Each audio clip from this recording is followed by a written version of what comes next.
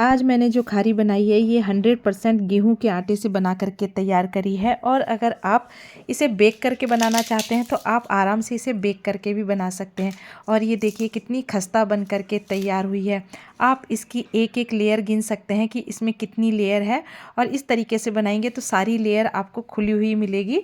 और देखिए इसे बनाना बहुत ही आसान है। और अब तो होली आ रही है, तो अगर आप मठरी बनाने के शौकीन हैं तो आप एक बार ज़रूर से इसे बना करके ट्राई करें। और आप इसका टेक्सचर तो देख ही रहे होंगे कि ये बनाना कितना आसान है। तो चलिए इसे बनाना शुरू करते हैं। तो मैं आ गई हूँ सबसे पहले किचन में, और मैंने आज सोचा कि मैं क्यों ना इसे ही बनाऊं, क्योंकि मैंने आज से पहले इसे कभी नहीं बनाया था। लेकिन इसे बनाने के बाद मैं श्योरिटी से कह सकती हूँ कि आप भी बिल्कुल फेल नहीं होंगे। तो चलिए सबसे पहले मैंने 2 कप भर करके आटा ले लिया है। इसमें 1 चम्मच मैंने नमक डाला है, साथ में 1 चम्मच ही मैंने इसके अंदर जीरा डाला है। 1 चम्मच मैंने इसके अंदर अजवाइन को हाथ से मसल करके डाला है। अब मैंने इसके अंदर 2 चम्मच भर कर रिफाइंड तेल डाला है। इससे ज़्यादा आपको तेल इसके अंदर बिल्कुल नहीं डालना है। अगर आपको लगे कि हमें और ज़्यादा खस्ता बनानी है तो इतने तेल से ये खस्ता बन करके तैयार हो जाएगी। इसलिए अगर आप ज़्यादा तेल डाल देंगे तो जब आप इसे खाएंगे तो मुंह में बहुत ज़्यादा तेल का स्वाद आएगा। अब क्या करेंगे, आटे को हमें मिक्स कर लेना है। तो जो चीज़ें हमने इसके अंदर डाली है ये सारी आटे में अच्छी तरीके से मिक्स करने के बाद मैं धीरे धीरे करके इसके अंदर पानी डालूंगी और इसे सख्त सा आटा गूंथ करके तैयार करूंगी। जितना सख्त हम पूड़ी का आटा लगाते हैं उतना ही सख्त हमें इसका आटा लगाना है। अब इसे हमें रेस्ट पर नहीं रखना है, हमें तुरंत इसे क्या करना है कि इसे हमें काट लेना है। तो देखिए मैं अब क्या करूँगी कि इसके 8 टुकड़े करूँगी। तो इस तरीके से जब आप इसे काटेंगे तो ये बिल्कुल इक्वल बराबर कट करके तैयार होंगे। तो देखिए मैंने इसे 8 टुकड़ों में काट लिया है। इस तरीके से काटने से क्या होता है कि जो हम लेयर बनाते हैं इसके अंदर वो बिल्कुल परफेक्ट बन करके तैयार होती है। अब आटे को हमें ज़्यादा बिल्कुल नहीं मसलना है, सिर्फ हमें इसे हाथ की मदद से हल्का सा घुमाना है। और उसके बाद मैं इसमें थोड़ा सा आटा छिड़क करके और इसे बेलूंगी। तो आपको इसे थोड़ा पतला ही बेलना है, ना ज़्यादा मोटा रहना चाहिए। अगर ज़्यादा मोटा रहेगा तो फिर ये खाने में अच्छा नहीं लगेगा। तो देखिए आप जितना पतला हो सके उतना पतला इसे बेलने की कोशिश करें। अगर आपको बेलने में थोड़ी दिक्कत आ रही है तो आप इसमें थोड़ा सा आटा सूखा और लगा सकते हैं। तो मैंने तो इसे बेल करके तैयार कर लिया है। तो इसी तरीके से आप धीरे धीरे करके इसे बेलेंगे तो आपको बिल्कुल भी समस्या नहीं होगी। और देखिए मैंने कितना पतला इसे बेल करके तैयार किया है। अब इसे रखेंगे हम साइड में और फिर से हमें दोबारा उसी प्रोसेस को दोहराना है। तो फिर मैंने एक डो लिया है और इसे भी मैंने क्या किया है कि बिल्कुल पतला पतला बेल करके तैयार किया है। अब पहले वाली जो चपाती हमने बेली थी इसके ऊपर मैंने आटा हल्का सा छिड़क दिया है और उसके बाद मैंने दूसरी चपाती इसके ऊपर रख दी है। तो इससे क्या होता है कि आपस में बिल्कुल नहीं चिपकेंगे। अगर आप आटा नहीं रखेंगे तो ये आपस में चिपक जाएंगे, तो फिर हमें बहुत ही ज़्यादा परेशानी का सामना करना पड़ेगा। तो धीरे धीरे करके मैंने सारी चपातियाँ बेल ली है। तो ये 8 चपाती बेल करके तैयार हुई है। अब हमें क्या करना है कि इसे हम ढक करके रखेंगे साइड में। और अब हम इसके लिए एक साटा बना करके तैयार करेंगे, ताकि जो इसमें लेयर आती है वो इसी के कारण आती है। तो देखिए 2 चम्मच मैंने आटा लिया है और 2 ही चम्मच मैंने इसके अंदर कॉर्नफ्लोर लिया है। तो कॉर्नफ्लोर डालने से क्या होता है कि बिल्कुल खस्ता बन करके तैयार होती है।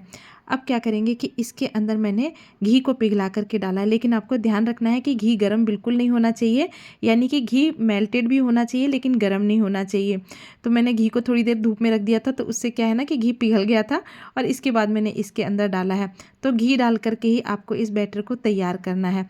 तो देखिए घी डालेंगे और इसे अच्छी तरीके से मिक्स कर लेंगे। तो ये बिल्कुल अच्छी तरीके से मिक्स हो जाना चाहिए, तब तक हमें इसे चलाना है। अब मैं इसे कंटिन्यू 1 मिनट तक फेंटूंगी। तो 1 मिनट तक फेंटने के बाद इसमें लम्स बिल्कुल नहीं पड़ने चाहिए। अगर लम्स पड़ जाते हैं तो फिर थोड़ा सा हमें बनाने में दिक्कत आती है। तो ये बिल्कुल परफेक्ट बन करके तैयार हुआ है।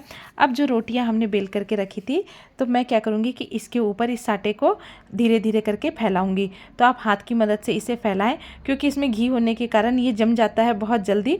तो आप धीरे धीरे करके हाथ की मदद से ही इसे फैलाएंगे तो सही रहेगा। ब्रश की मदद से आप इसे बिल्कुल नहीं फैला पाएंगे। तो देखिए अब मैंने इसके ऊपर फैला दिया है और फिर दूसरी रोटी मैंने इसके ऊपर रख दी है। और फिर मैं वापस इसी तरीके से इस प्रक्रिया को दोबारा दोहराऊंगी। तो आपको क्या करना है कि हमारे पास 8 चपाती है, तो आप 8 में से 4 को एक बार बना करके तैयार करें और 4 को एक बार बना करके तैयार करें। तो आप देख रहे होंगे कि मैं किस तरीके से लगा रही हूँ। तो इसी तरीके से आपको साटा लगाते रहना है और इस तरीके से आपको इसे मोड़ लेना है। तो अब मैंने इसे मोड़ा है और इसके ऊपर भी मैंने ये घी वाला बैटर लगा करके तैयार किया है। और फिर दोबारा हमें इसके ऊपर घी लगाना है। तो घी लगाने में आपको बिल्कुल भी लापरवाही नहीं करनी है। अगर आप घी लगाने में थोड़ी भी गड़बड़ करेंगे तो फिर ये इतने अच्छे बन करके तैयार नहीं होंगे। अब मैंने इसके ऊपर भी थोड़ा सा घी लगाया है और फिर वापस इसे एक बार और फोल्ड किया है। तो इसी तरीके से आपको इसे फोल्ड करना है। तो इसमें बहुत सारी लेयर बन करके तैयार होती है। अगर थोड़ी भी गड़बड़ होगी तो फिर ये अच्छा नहीं बन करके तैयार होगा। और पहली बार मैं बना रही हूँ तो मैं विशेष ध्यान रख रही हूँ, तो इसी तरीके से आप भी थोड़ा सा ध्यान रख करके इसे बनाएंगे तो ये बिल्कुल परफेक्ट बन करके तैयार होगी। अब देखिए अब क्या किया है कि ये जो बटर पेपर आता है इसके अंदर मैंने इसे लपेट दिया है और लपेट करके हमें इसे रखना है कम से कम 10 मिनट के लिए फ्रीज़ में, ताकि जो घी इसके अंदर हमने लगाया है वो अच्छी तरीके से सेट हो जाए। तो इसीलिए मैं क्या करूँगी कि इस तरीके से मैंने इसे पेपर में लपेट दिया है और फिर मैं प्लास्टिक की पॉलीथीन में डाल करके और इसे रेस्ट पर रख दूँगी। घर में अगर छोटी मोटी पार्टी हो तो आप इसे बना सकते हैं, या बच्चों को स्नैक्स के रूप में भी आप इसे दे सकते हैं। बच्चों को तो ये बहुत ही ज़्यादा पसंद आएगी और ये इतनी सॉफ्ट बन करके तैयार होती है ना कि इसे कोई भी खा सकता है। अब मैंने फ्लेम के ऊपर कढ़ाई चढ़ाई है और इसमें डाल दिया है रिफाइंड तेल डाला है। अगर आप मूंगफली का तेल खाते हैं तो आप उस तेल को इस्तेमाल कर सकते हैं, सनफ्लावर खाते हैं तो आप उस तेल को भी इस्तेमाल कर सकते हैं। आप तेल कोई भी ले सकते हैं, लेकिन सरसों का तेल ना ले तो ज़्यादा अच्छा रहेगा। अब देखिए 10 मिनट हो चुके हैं। तो अब मैं क्या करूँगी कि थोड़ा सा आटा मैंने इसके ऊपर डाला है और मैं इसे बेल लूँगी।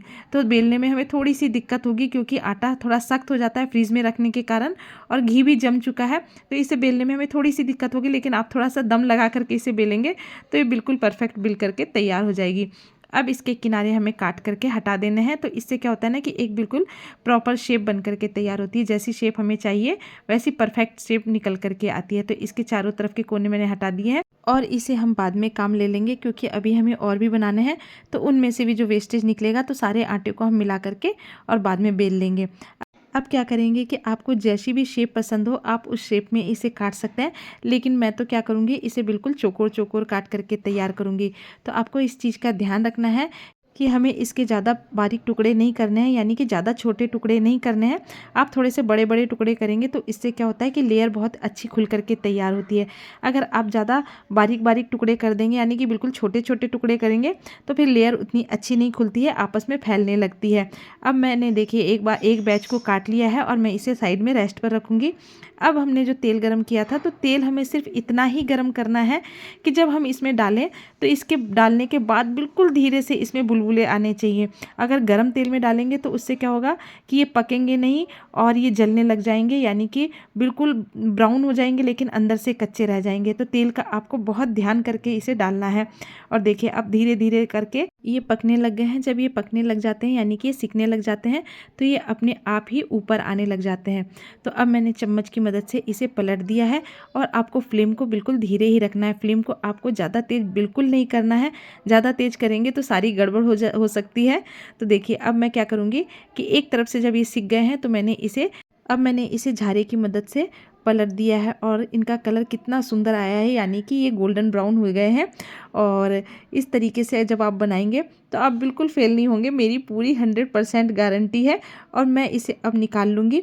तो इस तरीके से आप इसे निकाल करके और थोड़ी देर ऊपर रखें, यानी कि झारे में ही रखें। तो इससे क्या होगा कि जो इसमें एक्स्ट्रा तेल है वो निकल जाएगा। और अब दूसरा बैच मैंने डाल दिया है।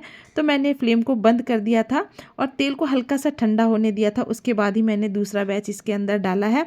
आप इस तरीके से ध्यान रखेंगे तो बिल्कुल सही बन करके तैयार होंगे। और बिल्कुल ये बन करके तैयार हो गए हैं, एकदम खस्ता करारे से बन करके तैयार हो गए हैं।